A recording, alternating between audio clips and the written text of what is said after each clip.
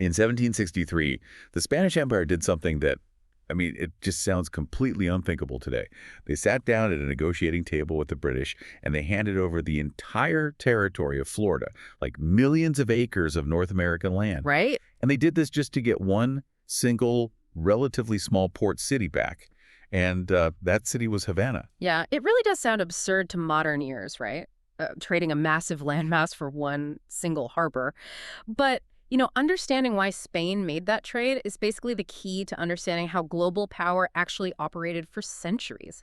Because Havana wasn't just a settlement, it was, as they called it, the key to the New World. The key to the New World. Right. And that is exactly our mission in our deep dive into the sources today. Yeah. We are unpacking the really turbulent, incredibly physical history of Havana, Cuba.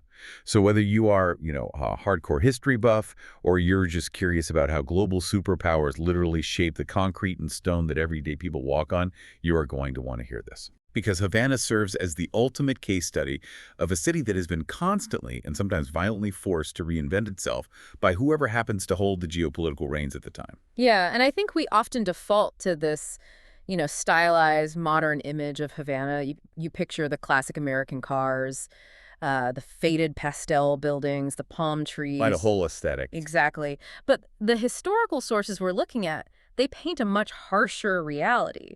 Havana's very existence was this calculated struggle to dominate global trade, and it was a process built entirely on, well, trial and error. Let's start right there, actually, with the trial and error, because the text notes that Havana was essentially a nomadic city in its early days, which is a wild concept. Yeah, it didn't just pop up where it is now. Right. The Spanish didn't just sail up to the perfect bay and drop anchor. We're looking at three distinct phases of its founding. They start in 1514 on the south coast of the island, near the Mayabeque River. And spoiler alert, it fails miserably. But here's where I'm a little confused.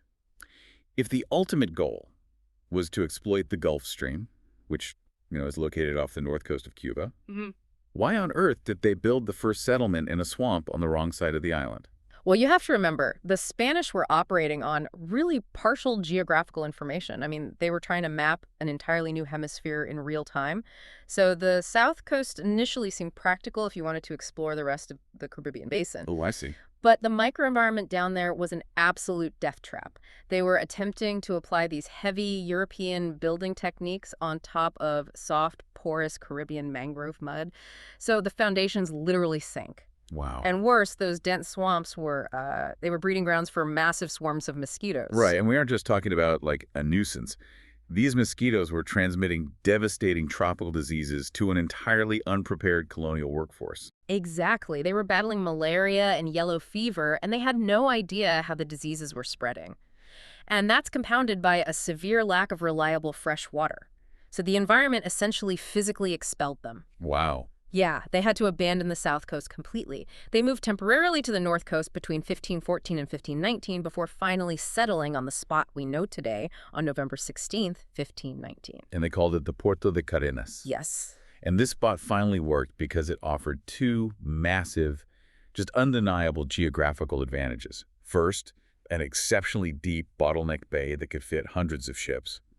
And second, direct access to the Gulf Stream. Right, and the Gulf Stream was, honestly, the ultimate maritime cheat code. Square-rigged Spanish galleons were incredibly difficult to sail into the wind. They were heavily reliant on natural currents. Because they're basically these floating wooden castles, right? Exactly. And the Gulf Stream acts like a massive underwater river. It's essentially a natural conveyor belt flowing north and east out of the Caribbean straight across the Atlantic.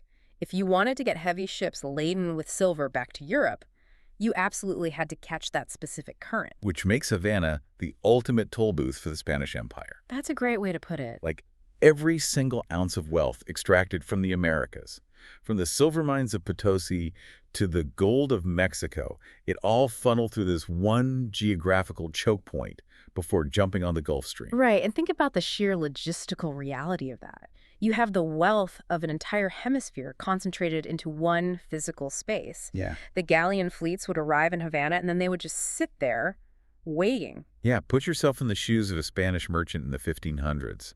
You've survived this treacherous journey from mainland South America. Your ship's hold is packed with silver bars, and you finally reach Havana. But you can't leave. You are stuck sitting in that bay from May until August, sweating in the tropical heat, just prying for hurricane season to pass so you can get a safe weather window to sail the Atlantic. And you were anchored in a harbor, surrounded by what was, at the time, a relatively humble wooden town. So you have unimaginable wealth parked in the middle of a highly vulnerable outpost. Yeah. I mean, you can't leave a pile of gold sitting in the open without attracting attention. Which brings us to the inevitable disaster. Mm. In 1555, a French pirate named Jacques de Sores sails into Havana, and he just easily overpowers the meager defenses, sacks the town, and burns the entire wooden settlement to the ground. Yeah, and that was a catastrophic realization for the Spanish crown. I mean, they were days away from losing their entire economic engine. The destruction proved that, a wooden toll booth was insufficient. The architecture had to evolve to match the economic stakes. Right. So the governor's residence was swiftly relocated from Santiago to Havana in 1563. That formalized it as the center of power. And then the crown deployed these elite military engineers, most notably an Italian guy named Battista Antonelli, to completely harden the city. Yet Antonelli doesn't just build, like, regular walls. He designs these massive, imposing stone fortresses. We see the construction of the Real Forza in 1558, the Moro Castle in 1589, and San Salvador de la Punta in 1590. Yep. Okay, my absolute favorite detail from the source is how they use these forts.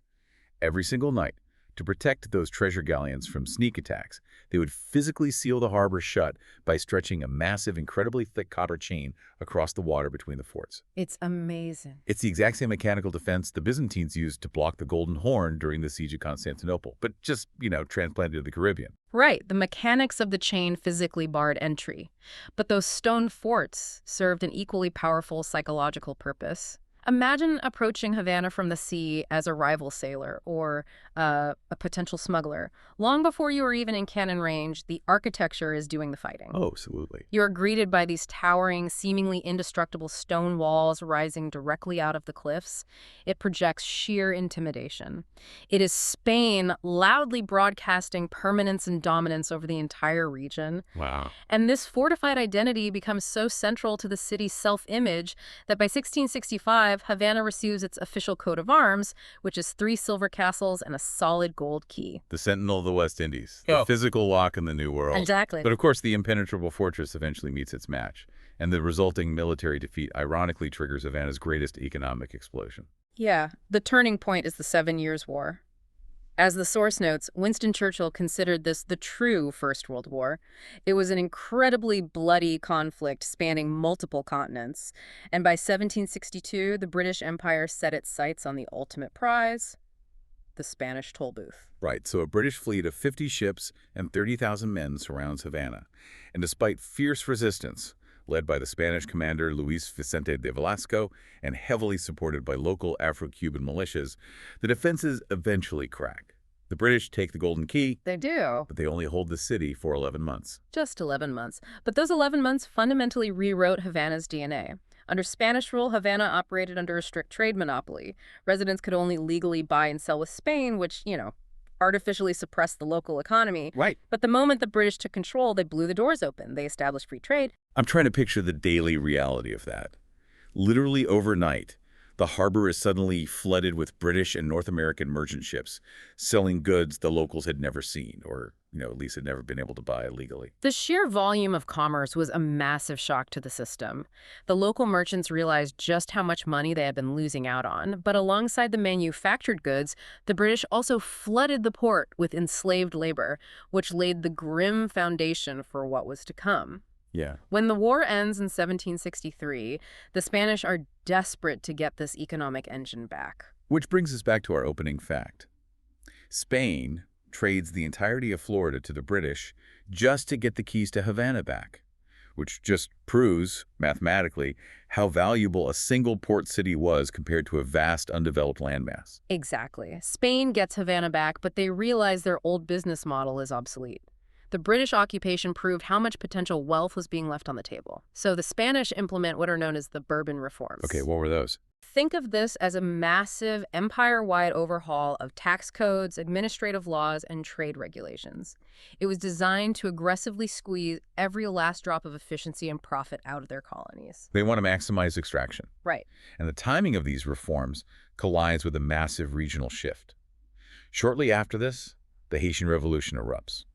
Haiti was, at the time, the undisputed titan of global sugar production. Yes, by far. So when the enslaved population overthrows their French colonizers, that massive supply of sugar vanishes from the global market practically overnight. And it creates this staggering economic vacuum. Havana's elite are uniquely positioned to fill it, so they pivot the entire Cuban economy to fill that demand, transforming the island into a sprawling global sugar monoculture.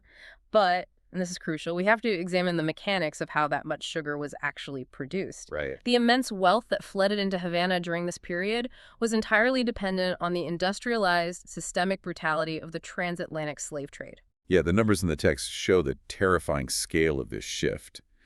In the 2.5 centuries before the sugar boom, roughly 15,000 enslaved Africans were brought to Cuba. But between 1790 and 1820, which is just a tiny 30-year window, over 300,000 enslaved people were trafficked into the ports. It's staggering. The physical modernization of Havana was financed by human suffering on an industrial scale. The source includes an observation from the American writer Richard Henry Dana Jr., who visited in 1859. He vividly noted that the cracking of the overseer's whip was the relentless soundtrack to all this vast wealth. Wow. You know, the grand mansions lining the avenues, the bustling port, the lavish lifestyles of the sugar barons. It was all precariously balanced on the constant looming threat of violent punishment in the cane fields. And the wealth generated by that brutality accelerated the city's physical growth at a breakneck pace. Sugarcane degrades very quickly after it's cut, right? You have a really short window to transport it to the mills and boil it down. Right, time is money. Because of that logistical need, Havana builds the very first railway in the Spanish-speaking world in 1837. Before Spain even had one. Exactly. Not for passengers, but specifically to move sugar faster. The city grows so rapidly that by 1863, those massive stone walls that Antonelli built to keep pirates out are actually dismantled. And the removal of the walls is a profound physical metaphor. The city literally bursts out of its colonial shell. The physical barrier between the old historic core and the expanding suburbs is erased, and that paves the way for a completely new architectural and cultural era. Yeah, the fall of the walls directly facilitates what the source calls the Floridization of Havana in the 20th century. Because after Spanish rule ends in 1898, the United States steps into the power vacuum. Havana expands outward and becomes this glittering, highly modernized playground, heavily shaped by American corporate footprint. Right. It earns the nickname the Paris of the Caribbean. The cultural output was genuinely phenomenal. It became this magnet for artists, musicians, and intellectuals. To give you a sense of the scale, by 1958, Havana boasted 135 cinemas. 135 cinemas. I mean, that is a higher density of movie theaters than New York or Paris at the time. Oh, easily. It was a pioneer in Latin American television broadcasting. But the source makes it really clear that this cultural renaissance had a dark, highly corrupt underbelly. And it was driven largely by the alliance between Cuban President Fulgencio Batista and Meyer Lansky, the infamous U.S. mafia figure. The Batista-Lansky alliance essentially sold the city to foreign syndicates. They funneled millions into turning Havana into an international hub for high-stakes gambling and tourism. They constructed massive, modernist luxury hotels like the National and the Habana Riviera. Right. American celebrities and high rollers would take quick weekend flights from Miami just to drink and gamble. Ernest Hemingway famously lived there for 22 years, declaring that only Venice and Paris could rival Havana's beauty. And when you read about the neon lights, the classic cars, the endless streams of casino cash, I mean, it's easy to romanticize. But looking at the mechanics of this economy, it wasn't a sustainable city. It functioned like an inverted pyramid. That's a good analogy. You had this incredibly heavy, glittering weight of casino wealth, foreign mafia influence, and corrupt politicians clustered at the very top. And it was balanced precariously on the backs of a completely marginalized rural working class who saw absolutely none of that money. Yeah, the math simply didn't work for the average citizen. The extreme concentration of wealth in specific neighborhoods of Havana starkly contrasted with the deep systemic poverty across the rest of the island. The neon lights of the casinos cast a very long, very dark shadow. Right. The structural inequality was so severe that a collapse wasn't just possible, it was mathematically inevitable. And the inverted pyramid tips over in 1959. Fidel Castro's revolution triumphs, and the script is violently flipped. The new revolutionary government doesn't just change the political laws, they completely alter the physical focus of the entire country. They did. The revolutionary leadership looked at Havana and saw the ultimate symbol of decadence, inequality, and subservience to the United States. So they deliberately marginalized the capital. They just ignored it. Well, the state redirected almost all its resources, funding, and infrastructure development away from Havana and toward the rural areas that had been neglected for decades. Wow. And they turned away from the U.S. and looked to their new geopolitical benefactors, the Soviet Union. And the architecture immediately reflects this shift. The source highlights the massive Alomar housing project built in the eastern part of the city during the 1970s. Right, and Alomar is fascinating because of how it was built. It wasn't constructed by massive private contractors. It was built using what they called micro-brigades. Okay, what exactly did a microbrigade look like in practice? They were groups of everyday citizens, dentists, teachers, factory workers, people who took leaves of absence from their regular jobs to literally mix and pour concrete on the weekends. You earn the right to live in an apartment by physically building it yourself. That's wild. Yeah, and the architecture consisted of thousands of identical, utilitarian, brutalist concrete blocks marching across the landscape. The design was entirely intentional. It was meant to eliminate class distinctions and force community reliance, aiming to forge Che Guevara's ideal of the new man, a selfless collective citizen. Which is why the poet Juan Carlos Flores vividly captured this vibe when he called Alomar the last province of the Soviet Union. But while citizens are pouring concrete in the east, Old Havana, the historic core with its colonial arches and capitalist infrastructure, is basically left to rot. The neglect of Old Havana was deeply ideological. The historic architecture was viewed as an artifact of a capitalist colonial era that the state wanted to erase. Without government maintenance or private ownership incentives, the buildings simply began to deteriorate. And then the floor falls out completely. In 1991, the Soviet Union collapses, and the subsidies that had been artificially propping up the Cuban economy vanish practically overnight.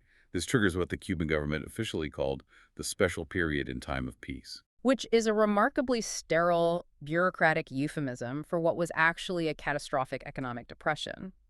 The withdrawal of Soviet support exposed the profound lack of domestic industrialization in Cuba. The numbers in the source are staggering.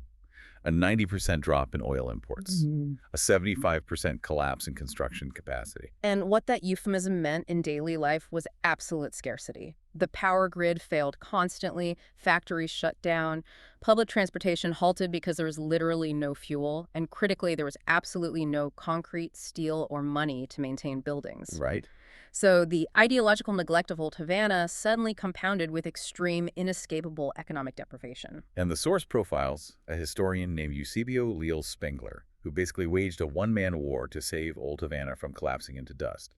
He devised a highly unusual strategy for a socialist state. Yeah. He created a mechanism to funnel hard currency directly from international tourists straight into restoring specific historic plazas. It was essentially a localized micro-capitalist enterprise operating within a socialist system, and he had remarkable success restoring certain high-profile areas. But outside of those specific tourist zones, the broader city faced what the text vividly describes as a slow-motion collapse. Wow. Buildings that had been severely weakened by decades of tropical weather and zero maintenance were literally crumbling into the streets. Yet, even as the physical concrete crumbles, the source emphasizes that the soul of the city fiercely endures. The architecture may decay, but the cultural lifeblood keeps pumping. You see it anchored by visionary figures like the painter Wilfredo Lam, who fused surrealism with African masks, or the enduring intellectual legacy of José Martí. The people outlast the buildings. Because a city is ultimately more than its physical shell. The stones record the history, but the culture is what actually survives the geopolitical storms. Which brings this entirely back to you listening right now. When you look at images of Havana today, you aren't just looking at a picturesque Caribbean city. You are looking at a highly contested architectural diary of global empires. You can read the entire history of the modern world carved into its streets. Yeah, absolutely. From massive Spanish stone fortresses built to guard extracted silver, to a British siege that forcefully unlocked free trade. From a U.S. mafia casino boom funded by the brutal economics of sugar, to Soviet-style concrete blocks poured by citizen brigades. Every shifting tide of global power forcefully manifested itself on the streets of this one city. It shows you, in stark reality, how the geopolitical chess games played by superpowers thousands of miles away directly dictate the actual streets, the homes, and the everyday lives of regular people. It is a stunning visual record, which I think leaves us with a pretty provocative question to consider. If we can walk the streets of Havana today and perfectly read the rise and fall of the Spanish, British, American, and Soviet empires just by analyzing its crumbling mansions and its concrete towers, what will the physical structures we are building in our own cities right now tell historians about our current empires and values in 500 years?